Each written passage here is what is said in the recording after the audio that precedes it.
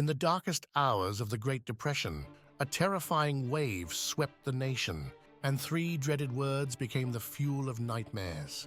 The bank run. Panic spread through the financial system as people scrambled to withdraw their money, only to find the vaults empty. Banks closed their doors. Families lost their life savings, unable to meet their basic needs. Despair drove many to take their lives, unable to bear the weight of their lost fortunes and broken dreams. The bank run is the self-fulfilling prophecy of the financial apocalypse, occurring when a large number of customers withdraw their deposits due to fears of insolvency, further fueling the panic, leading to more withdrawals and the bank's eventual collapse. But what exactly does a run on the banks look like for the average citizen? Monday morning.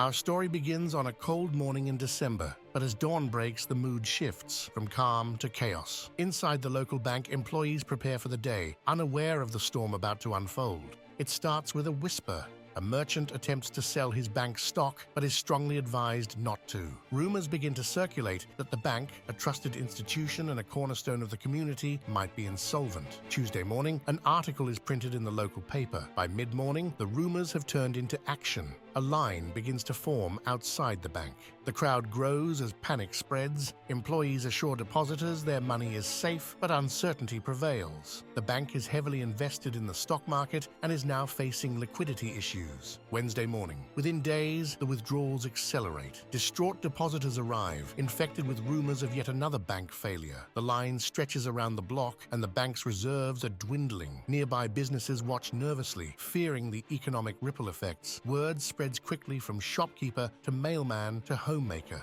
What begins as a whisper of paranoia soon becomes a scream. Thursday morning, the story hits national news. The bank opens its doors to a desperate crowd. The overwhelmed managers try to maintain order, reassuring patrons that their money is safe. But the crowd is distrustful, fueled by the failure of banks nationwide and news of dwindling cash reserves. Similar scenes unfold in other towns as the terror of a widespread banking collapse becomes a pandemic. Under President Hoover, the government is slow to respond, deepening the fear of the public. Friday morning.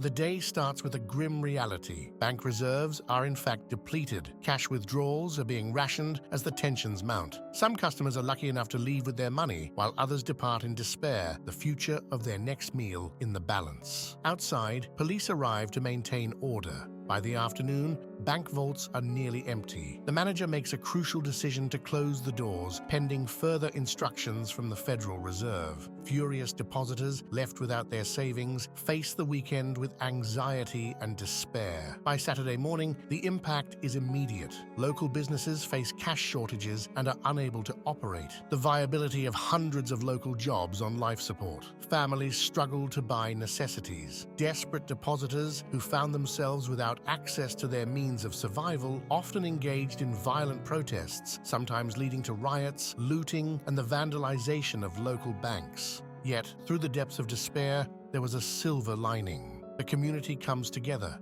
sharing what little they have while trying to maintain hope.